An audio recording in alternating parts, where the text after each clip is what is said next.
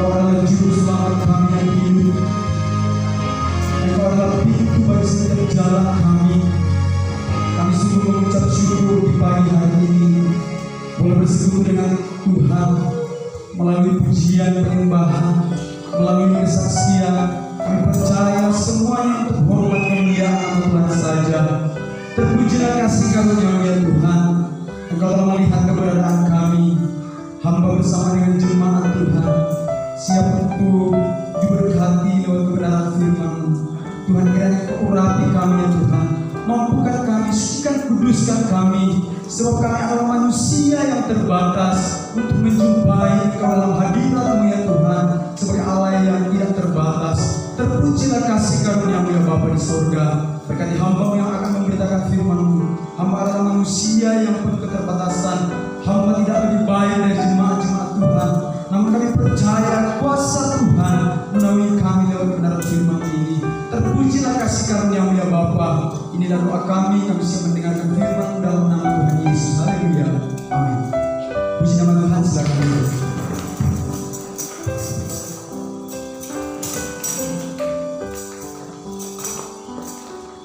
Puji nama Tuhan, shalom. Lagi shalom. Apa kabar Bapak Ibu Saudara?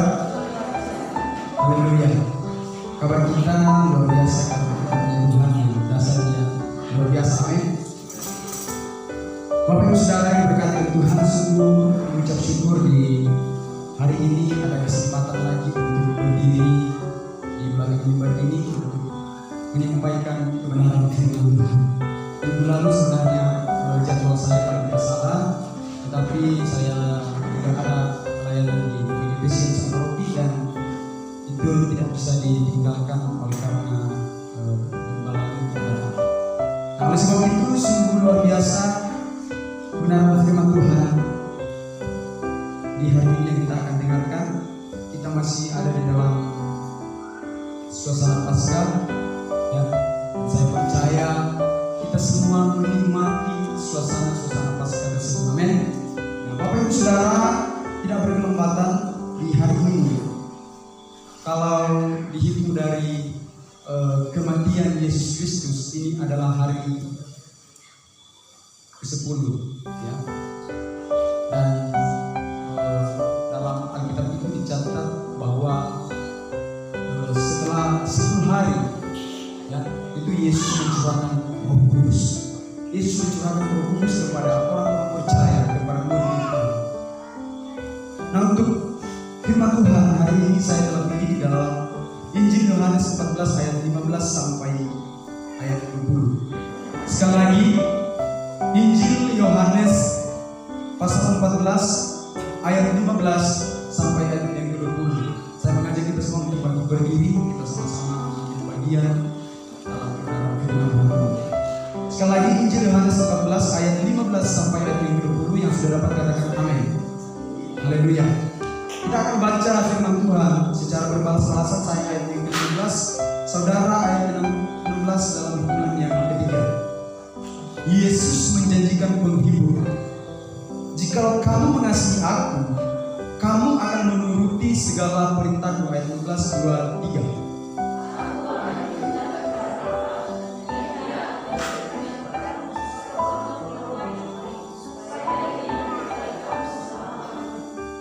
Yaitu roh kebenaran. Dunia tidak dapat menerima dia, sebab dunia tidak melihat dia dan tidak mengenal dia. Tetapi kamu mengenal dia, sebab ia menyertai kamu dan aku diam di dalam kamu.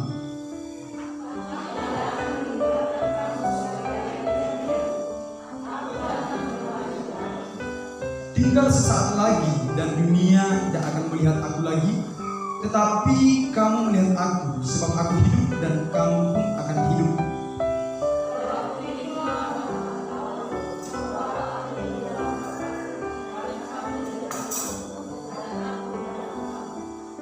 Ya, puji nama Tuhan, silakan duduk. Terima kasih atas kerjasama yang baik. Nah, Bapak Ibu Saudara yang diberkati oleh Tuhan, firman Tuhan ini berbicara mengenai Roh Kudus. Berbicara mengenai Roh Kudus. Dan hal itu dikatakan oleh karena ada beberapa faktor yang melatar belakangi kenapa Yesus menjanjikan penghibur kepada murid-muridnya pada waktu itu. Ya. Kalau kita memperhatikan di dalam ayat yang ke-14, ya, bahkan di dalam ayat itu 13, pasal 13 Bapak Ibu Saudara, kita bisa perhatikan bahwa bagaimana detik-detik ya Yesus akan ditangkap, sehingga dia memperingatkan kepada Yudas, memperingatkan kepada Petrus supaya mereka itu berhati-hati Bapak Ibu Saudara, bahkan kepada semua murid-muridnya. Nah, kalau kita perhatikan ya, pada waktu itu di dalam keadaan mereka berkumpul bersama dengan murid-murid Yesus, mereka mengadakan perjamuan malam, perjamuan kudus ya, sehingga mereka mulai gelisah, mereka mulai takut. Oleh karena apa? Mereka mendapatkan berita bahwa tidak lama lagi Yesus akan ditangkap, Yesus akan diserahkan kepada orang-orang berdosa. Sehingga apa yang terjadi di dalam ayat yang ke-14 itu, ya, pasal 14 ya, dikatakan di situ, janganlah gelisah hatimu, percayalah kepada Allah, percaya jugalah kepadaku. Jadi Yesus sudah memperingatkan kepada murid-muridnya, jangan gelisah hati. Kenapa mereka gelisah? Oleh karena mereka takut, oh nanti kalau Yesus ditangkap, siapa lagi yang akan bersama-sama dengan kita? Nanti kalau Yesus diserahkan kepada orang-orang berdosa, siapa yang akan memimpin kita untuk memberitakan kebenaran-kebenaran firman Tuhan? Nah, Bapak Ibu Saudara yang diberkati oleh Tuhan, di dalam ayat pasal 14 ayat 1 itu, Yesus sudah menguatkan mereka, memberikan kepada mereka, ya, jangan gelisah hati, percayalah kepada Allah, percaya juga kepada aku. Ya. Supaya apa Bapak Ibu Saudara? Ya. Mereka benar-benar ada di dalam hadirat Tuhan. Ketika mereka mulai percaya, ya, mereka ada di dalam kebenaran kuasa Tuhan. Amin. Bapak Ibu Saudara yang diberkati oleh Tuhan, hari ini kita merenungkan suatu kebenaran firman Tuhan, ya, mengenai Yesus menjanjikan begini, jikalau kamu mengasihi aku, kamu akan menuruti segala perintahku, aku akan minta kepada Bapa dan ia akan memberikan kepadamu seorang penolong yang lain, supaya ia menyertai kamu selama-lamanya. Tema hari ini firman Tuhan adalah mengenal Roh Kudus. Amin. Mengenal Roh Kudus. Siapa yang di sini sudah merasa mengenal Roh Kudus di dalam pribadi? Ada yang angkat tangan. Yang sudah mengenal Roh Kudus secara pribadi. Bagaimana kita membuktikan Bapak Ibu Saudara bahwa kita ini sudah benar-benar mengenal Roh Kudus? Bagaimana kita melihat pribadi kita? Ya, apakah kita ini sudah benar-benar mengenal Roh Kudus secara pribadi atau tidak? Saya ingin mengatakan bahwa orang-orang yang mengenal Roh Kudus adalah orang-orang yang rajin bersekutu dengan Tuhan. Amin. Orang-orang yang mengenal Roh Kudus adalah orang-orang yang rajin beribadah kepada Tuhan. Di dalam ayat yang ke-17 dikatakan, dunia tidak dapat menerima dia sebab dunia tidak mengenal dia. Kenapa firman Tuhan seperti itu? Ya. Oleh karena dunia diibaratkan sebagai orang-orang yang jarang bersekutu dengan Tuhan, orang-orang yang tidak mau beribadah kepada Tuhan, sehingga Tuhan firman Tuhan mengatakan dunia tidak mengenal dia. Ya. Dunia tidak tahu siapa itu Roh Kudus. Ya. Karena Roh Kudus itu bisa dirasakan, bisa diterima, bisa dikenal lewat persekutuan kita dengan Tuhan. Amin. Nah, Bapak Ibu Saudara yang diberkati oleh Tuhan, ya, mengenal Roh Kudus. Bagaimana kita mengenal Roh Kudus? Ya. Kita perhatikan di dalam ayat yang ke-15 dan 16, jikalau kamu mengasihi aku, kamu akan menuruti segala perintahku. Aku akan minta kepada Bapa dan ia akan memberikan kepadamu seorang penolong yang lain, supaya ia menyertai kamu. Bapak Ibu Saudara yang berkati Tuhan, orang yang mengenal Roh Kudus adalah orang yang mengasihi Tuhan. Amin. Kita bisa mengenal Roh Kudus lewat kasih kita kepada Tuhan. Nah, pertanyaannya dalam hidup kita secara pribadi, apakah kita mampu mengasihi Tuhan? Apakah kita mampu berbuat sesuai dengan kehendak Tuhan, sesuai dengan kemauan Tuhan di dalam setiap pribadi dalam setiap kehidupan kita. Pertanyaan ini hanya bisa dijawab lewat hati kita kepada Tuhan.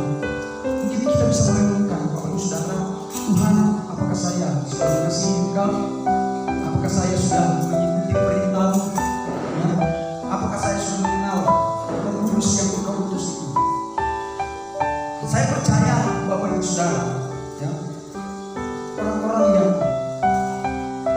sering timbul pertanyaan dalam hatinya, dalam pikirannya, apakah saya ini sudah mengasihi Tuhan, sudah mengenal Tuhan, mengenal Roh Kudus? Ya, saya percaya kita pasti bersekutu dengan Tuhan. Amin. Bapak Ibu Saudara, dikatakan di dalam ayat ke-16, aku akan minta kepada Bapa dan Ia akan memberikan kepadamu seorang penolong yang lain, supaya Ia menyertai kamu selama-lamanya. Di dalam nas ini, Bapak Ibu Saudara, ketika Yesus menjanjikan penghibur kepada murid-muridnya, Dia mengatakan, aku akan minta kepada Bapa. Aku akan minta kepada Bapa dan Ia akan memberikan kepadamu seorang penolong yang lain, supaya Ia menyertai kamu selama-lamanya. Kata penolong di sini di dalam bahasa Yunani itu artinya parakleton, ya. Yang biasa diartikan sebagai pendamping, ya. Diartikan sebagai pengajar, Bapak Ibu Saudara. Ya. Jadi Yesus akan meminta kepada Bapa untuk diberikan penolong kepada murid-muridnya, untuk mendampingi, untuk mengingatkan, untuk mengajar murid-muridnya, ya. Karena mereka sudah mulai gelisah, mereka sudah takut. Mereka takut memberitakan firman Tuhan pada waktu Yesus mulai ditangkap. Sehingga Yesus bilang, aku akan minta kepada Bapa supaya Ia memberikan kepadamu seorang penolong yang lain dalam artian pribadi yang ketiga, Allah Roh Kudus, ya, untuk menyertai kamu, untuk mendampingi kamu, ya, untuk mengajar kamu, ya, memberikan kekuatan kepada kamu, memberitakan firman Tuhan.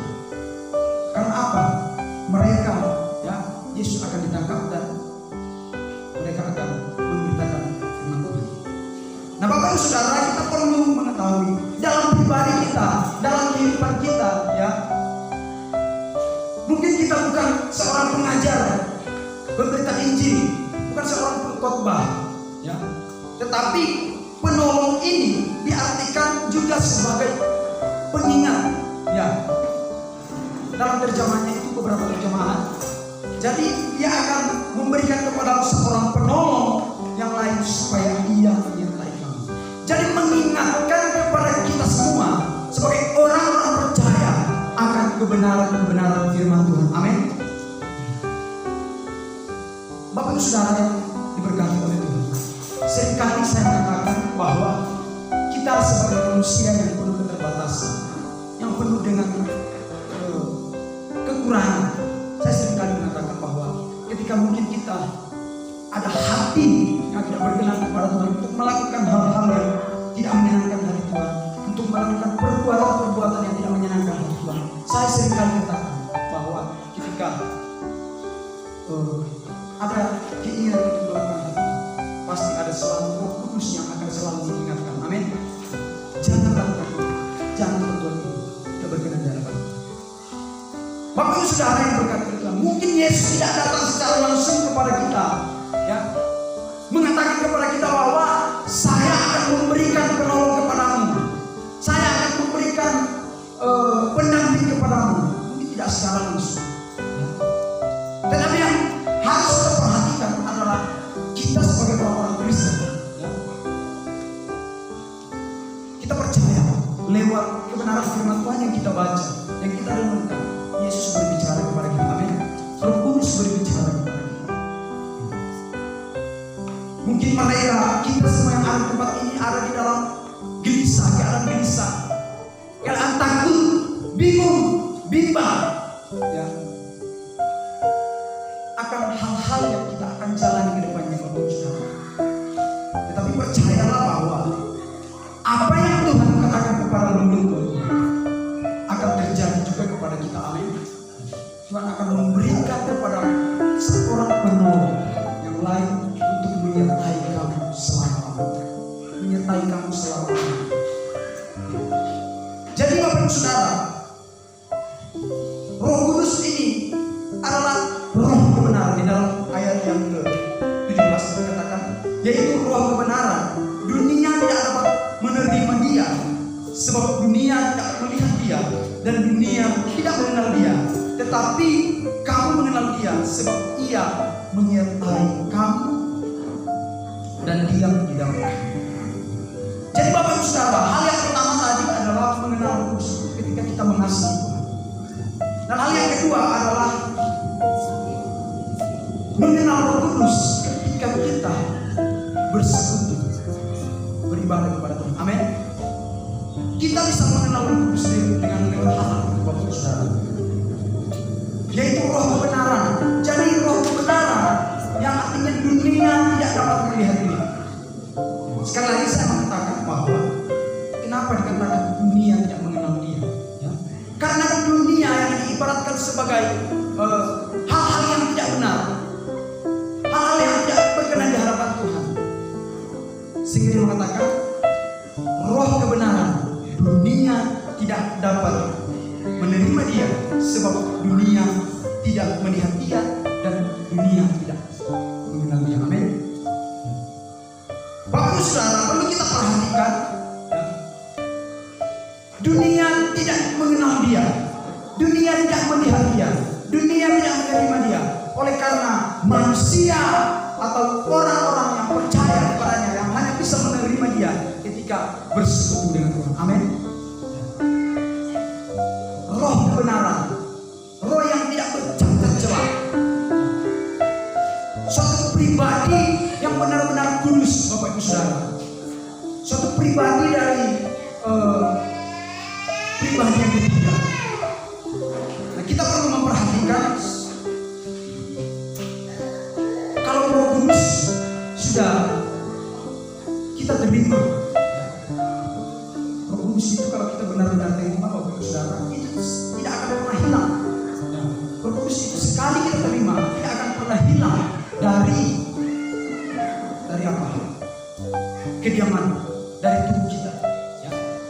Terus bagaimana dengan orang-orang yang pada awalnya mungkin rajin ke gereja, awalnya rajin beribadah kepada Tuhan, menyembah Tuhan, terus tiba-tiba dia tiba-tiba down, tiba-tiba tidak mau beribadah, tiba-tiba tidak datang ke gereja, tiba-tiba tidak mau melihat orang bersekutu dengan Tuhan. Bagaimana dengan mereka? Apakah Roh Kudus itu, ya, apakah Roh Kudus itu hilang dari tubuh mereka, dari hati mereka?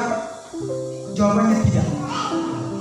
Tetapi Roh Kudus itu karena dia adalah roh kebenaran, dia adalah suatu pribadi, ya, dia bisa berduka.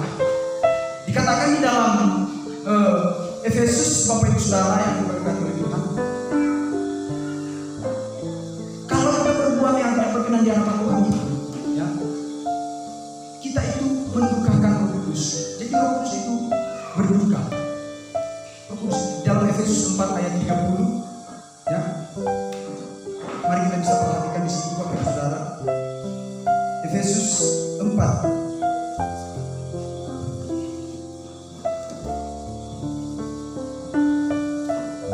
Mungkin ada di sini membantu membacakan Efesus 4 ayat 30.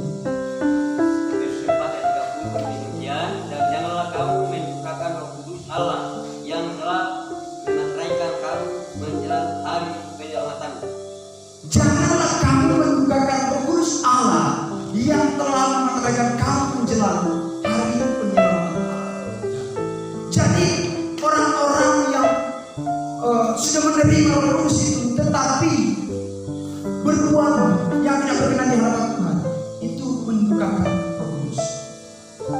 Mendukakan Roh Kudus. Jadi Roh Kudus itu sebenarnya tidak hilang dari pribadi manusia, orang-orang yang sudah percaya kepada Tuhan, tetapi hanya berduka. Tidak akan hilang, Bapak Ibu Saudara. Sehingga makanya karena tidak bisa hilang, sehingga ketika orang mau bertobat, ya pasti dipulihkan. Amin. Sebenarnya ada kesempatan buat setiap orang-orang yang berdosa, ya, orang-orang yang tidak berkenan di hadapan Tuhan untuk bertobat. Ada banyak kesempatan, Bapak Ibu Saudara, ya, karena Roh Kudus yang ada di dalam kesempatan untuk bertobat. Nah, Bapak Ibu Saudara yang diberkati oleh Tuhan, yaitu roh kebenaran, dunia tidak dapat menerima dia, sebab dunia tidak melihat dia dan dunia tidak mengenal dia, tetapi kamu mengenal dia, sebab ia menyertai kamu dan dia di dalam kamu. Bapak Ibu Saudara, kita mengenal Roh Kudus karena dia menyertai kita selama-lamanya. Amin. Kita percaya bukan hanya dari beberapa tahun yang lalu, tapi sampai sekarang Tuhan menyertai kita selama-lamanya. Tuhan selalu memperingatkan kita, Tuhan selalu mengingatkan kita lewat Roh Kudus. Menyertai kamu selama-lamanya. Dalam ayat yang ke-18 dikatakan di situ, aku tidak akan meninggalkan kamu sebagai yatim piatu. Aku datang kembali. Aku tidak akan meninggalkan kamu sebagai yatim piatu. Artinya aku akan datang kembali, ya, dalam Roh Kudus yang dijanjikan oleh Tuhan. Jadi Roh Kudus yang dijanjikan oleh Tuhan, penolong ini, ya, inilah janji Tuhan. Aku akan datang kembali. Dan berkaitan juga dengan kebangkitan Yesus Kristus, aku akan datang kembali, dia bangkit kembali, dan yang paling di situ adalah ketika Yesus akan datang kedua kali untuk menjemput orang-orang yang percaya. Amin.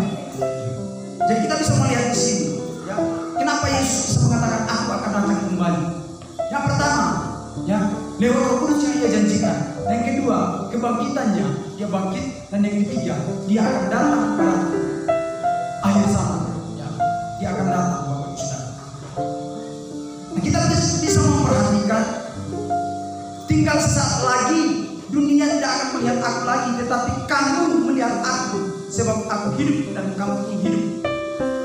Bapak Ibu Saudara yang berkati Tuhan, berulang-ulang, ya, Yesus mengatakan, kamu akan melihat aku karena aku hidup dan kamu pun hidup. Hidup oleh apa? Hidup oleh Roh Kudus. Amin. Hidup oleh Roh Kudus yang memanteraikan keselamatan di dalam kehidupan kita.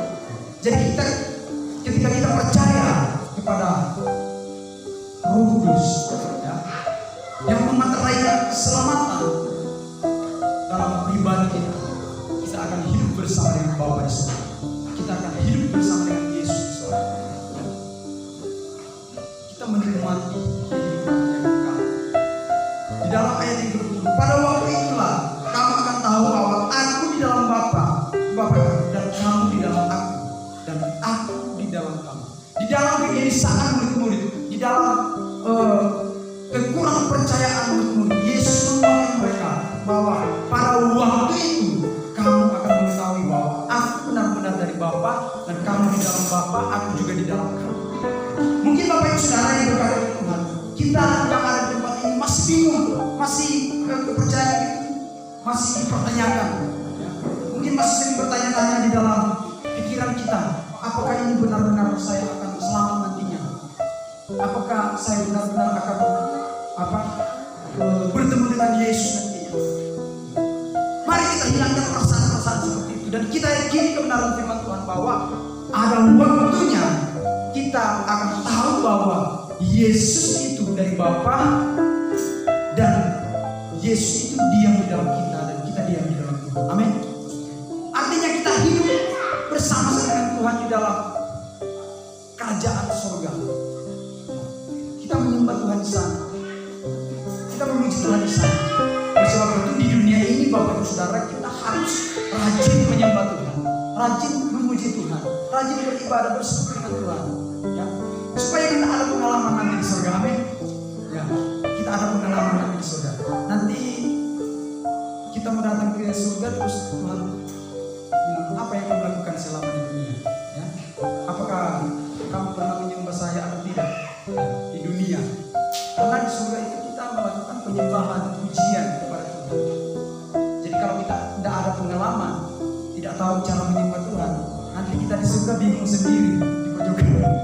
Ya, Bapak Ibu Saudara, saya percaya kita sebagai orang-orang yang percaya kepada Tuhan, yang menyembah Tuhan, yang sering bersekutu dengan Tuhan, percaya, ya, nanti pun tidak akan mengalami hal-hal demikian. Amin. Oleh sebab itu Bapak Ibu Saudara yang diberkati, mari kita mengenal Roh Kudus di dalam hati kita, dalam pribadi kita, dalam kehidupan kita sehari-hari. Ya, kita mengasihi Tuhan, mengikuti perintah Tuhan. Kita mengenal Tuhan. Ya. Percaya, dalam keadaan-keadaan seperti ini yang membingungkan, kita pasti dimampukan tetap terus beribadah. Begitu banyak cara iblis untuk memisahkan kita supaya tidak bersekutu dengan Tuhan. Ya. Tetapi kita punya Tuhan yang luar biasa, yang mampu melebihi kekuatan itu. Amin. Puji nama Tuhan, Bapak Ibu Saudara yang diberkati oleh Tuhan. Biarlah di suasana Paskah ini kita sama-sama menikmati kebenaran-kebenaran firman Tuhan. Ya. Di suasana-suasana seperti ini kita bisa mengenal Roh Kudus lebih dalam. Amin. Ya. Oleh sebab itu, mari kita kembali mengangkat pujian menyembah kepada Tuhan. Rasakan kasih Tuhan. Amin. Kebenaran firman Tuhan. Saya mengajak kita untuk berdiri, sehingga juga beribadah.